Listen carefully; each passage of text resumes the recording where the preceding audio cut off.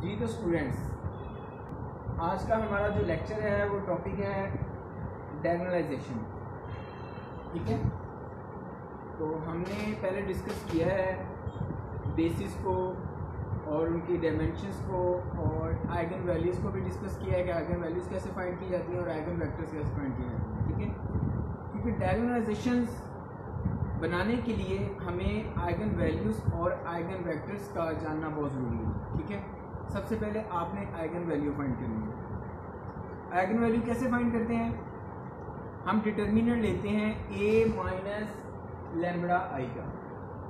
ठीक है, इसका हम डिटर्मिनेंट लेते हैं और डिटर्मिनेंट लेने से हम लैम्बडा की वैल्यू फाइंड करते हैं जो कि हमारी आइगन वैल्यूज़ होती हैं। ठीक है, और आइगन वेक्टर कैसे फाइंड होता है? हम जब इस मैट्रिक्स में, ये जो मैट्रिक्स हमारा बनता है a माइनस लैम्बडा आई का, इसमें हम स्टेप बाय स्टेप जितनी भी हमारी आइगन वैल्यूज़ होंगी उनको हम पुटअप करेंगे और हमारे पास 3 डिफरेंट मैट्रिक्स बनेंगी।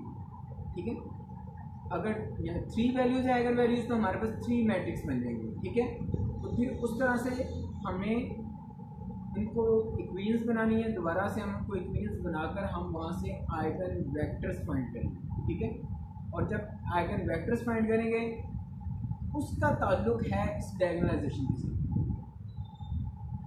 अगर किसी एक आइगन वैल्यू के अगेंस्ट जब आप उसको सॉल्व करें और 2 आइगन वेक्टर बन जाएं तो हमने इस आइगन वैल्यू को डायगोनल में 2 टाइम्स लिखना है। ठीक है, ये हमारा प्रोसेस है आज का जो डायगोनलाइजेशन है हमारी। ठीक है, सबसे पहले ये आपकी एक एक्सरसाइज का क्वेश्चन है। सबसे पहले ये देखें कि हमने मैट्रिक्स को लिखा। ठीक है, और डायगोनलाइजेशन थ्योरम ये है हमारे पास। P जो है ये इन्वर्टिबल मैट्रिक्स है और D आपके पास डायगोनल है जो कि हमने बनाना होता है। ठीक है, लेकिन हमारा जो प्रोसेस है इसको सॉल्व करने का वो ये है कि हम सबसे पहले हम इसकी आइगन वैल्यूज फाइंड करते हैं। आइगन वैल्यूज फाइंड करने के बाद जब हम स्टेप 2 में जाएंगे तो हम बारी बारी इनमें इस मैट्रिक्स में हम वैल्यूज पुट करेंगे लैम्बडा की जगह, जो कि आइगन वैल्यूज हमारी ये वैल्यू है। ठीक है,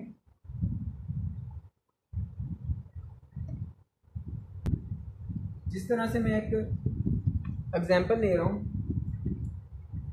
बुक पे एक एग्जांपल है।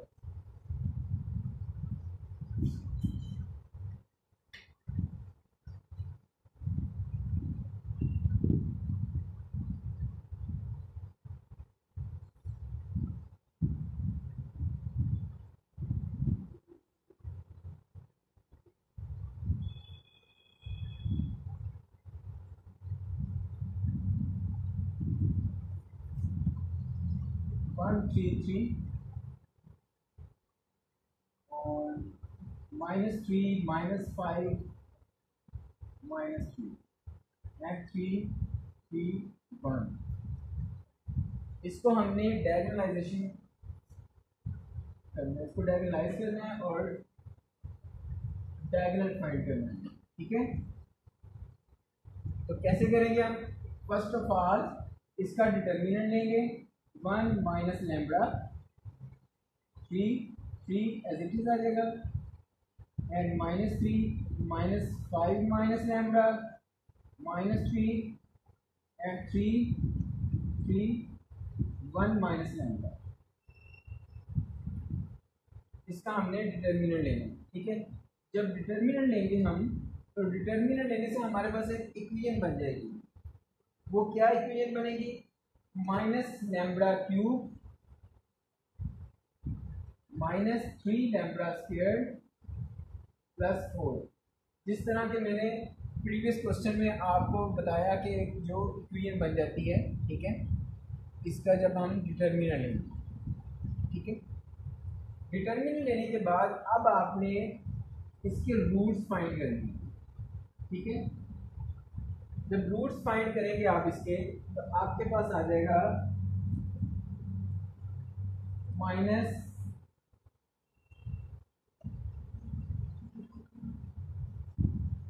Lambda minus 1 and lambda plus 2 whole square. ठीक है, अब इसको आपने इज इक्वल 0 लेना है। जब आप इज इक्वल 0 लेंगे तो आपके पास लैम्ब्डा की वैल्यूज कितनी आ जाएगी,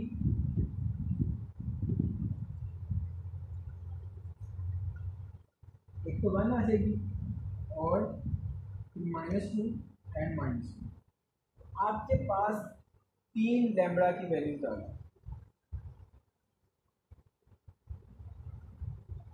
ठीक है, बेसिकली ये 2 ही है, लेकिन -2 की जो मल्टीप्लिसिटी है वो 2 है।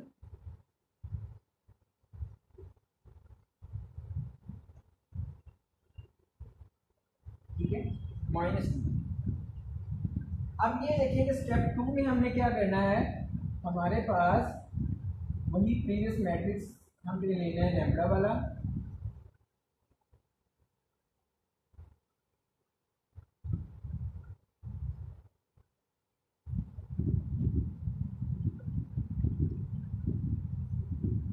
Eight x is equal 1।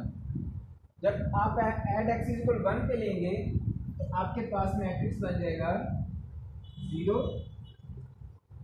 And -6 and 0। बाकी आपके पास वैसे की वैसे वैल्यूज रहेंगी।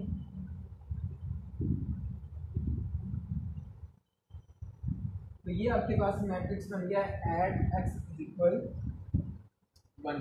ठीक है, अब ये देखें, इसमें से इसको हम सॉर्ट आउट कर सकते हैं कि अगर हम 3 इसमें से कॉमन लें तो ये हमारे पास क्या बन जाएगा, आपके पास ये मैट्रिक्स आ जाएगा, ये मैट्रिक्स आ जाएगा 0 1 1 -1 -2 -1 एंड 1 1 0। अब आपके पास ये मैट्रिक्स आ जाएगा। ठीक है, जब ये मैट्रिक्स आएगा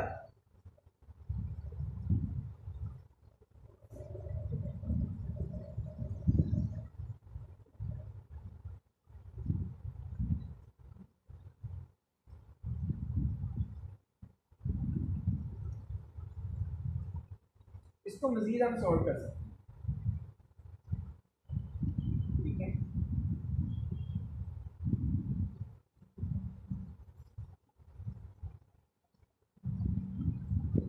अब ये देखें,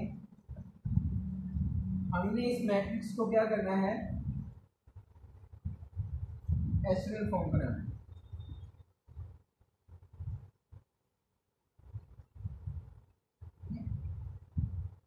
जब हम एचेलॉन फॉर्म बनाएंगे तो मजीद हमारे पास एक मैट्रिक्स जो है वो रिड्यूस हो जाएगा।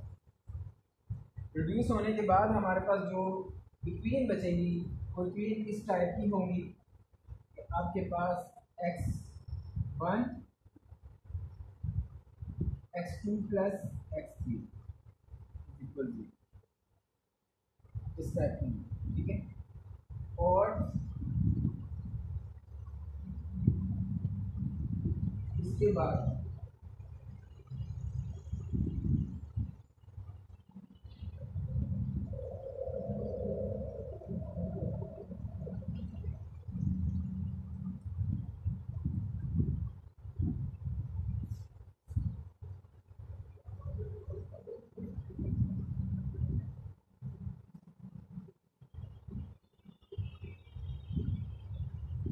ये आपके पास 2 इक्वेशन बन जाएंगे। यहाँ से फिर आप क्या करेंगे, x1 को t सपोज करेंगे। ठीक है, जब x1 को t सपोज करेंगे तो यहाँ से आप देखेंगे x2 क्या आ जाएगा, -t। जब x2 -t है तो x3 आपके पास t आ जाएगा। तो यहाँ से अगर t को कॉमन लें तो बाकी आपके पास आ जाएगा 1 -1 1। ये आपके पास एक आइगन वेक्टर है, ठीक है। आपके डी आपने बनाना है, किस तरह बनाएंगे, डायगोनल में लैम्बडा की वैल्यूज जो है वो आनी है। अब यहाँ पे देखें, आपने इसका आइगन वेक्टर फाइंड कर लिया है, लेकिन डायगोनल में हमारी एक लैम्बडा की वैल्यू आ गई जस्ट, और जो ये हमने हमारे पास आइगन वैल्यू -2 वाली है, इसके थ्रू भी हमने सेम प्रोसेस करना है और उसके बाद आपने उसको डायगोनल में लिखना है। इसका डायगोनल ये हम, ठीक है, ये हमने इसको डायगोनलाइज कर लिया।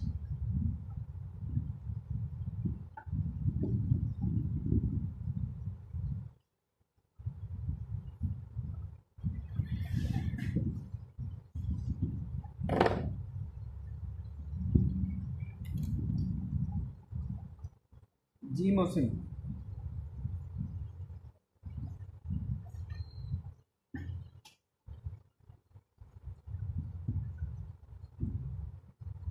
ठीक है, नहीं 3 कॉमन नाम भी लो आप।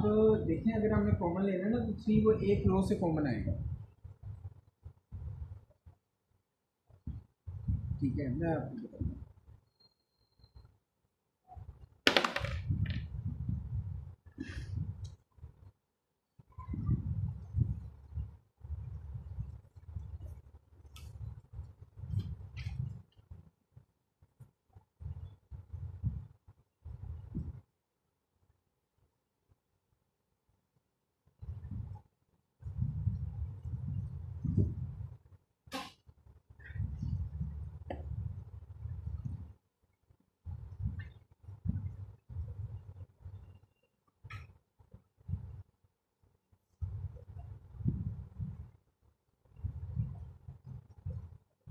इसमें से आप 3 कॉमन ले लें, ठीक है। तो ये आपके पास आ जाएगा 0 1 1, ठीक है। अब आप ये रो को इंटरचेंज करें, 3 3 0 को ऊपर ले गया और -3 -6 -12, ठीक है। अब आपने क्या काम करना है, इनको आपने 0 बनाना है। जब आप इसको सॉल्व करेंगे ना, रिड्यूस करेंगे, फर्ज करें मैं यहाँ से 1/3 कॉमन ले लूँगा, ठीक है। जब 1/3 कॉमन लूँगा तो ये आ जाएगा -1, ठीक है, और ये आ जाएगा -2 और ये आ जाएगा -1। अब इनमें से मजीद मैं क्या कर सकता हूँ, माइनस भी कॉमन ले सकता हूँ, ये तो 3 से 3 कैंसिल हो गया, ठीक है। माइनस भी मैं कॉमन ले सकता हूँ और उसके बाद जब इसको मैं सॉल्व करूँगा इसके साथ, तो यहाँ पे ये इनको मैं 0 0 बना दूँगा, वो हम रो ऑपरेशन अप्लाई करेंगे।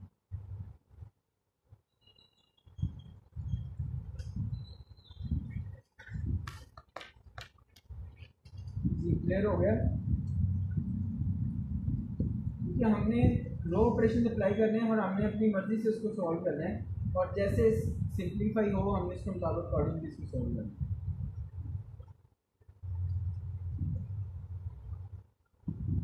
इसके आगे जब हम इसको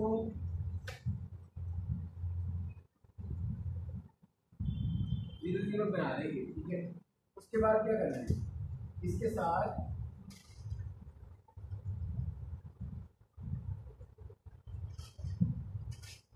x1 x2 x3 is equal 0 0 0। अब हमारे पास इक्वेशन करनी है, इक्वेशन कैसे बनेगी ये देख लें, x2 प्लस x3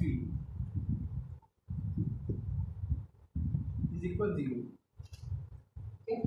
अब सेकंड इक्वेशन क्या बनेगी, x1 और x2 इससे मल्टीप्लाई होगा 3x1 प्लस 3x2,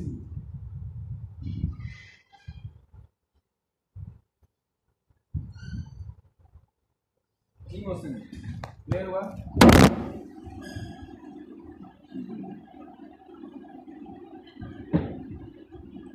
अच्छा है, अब देखो x2 प्लस x3 है और नीचे 3x1 प्लस 3x2 है।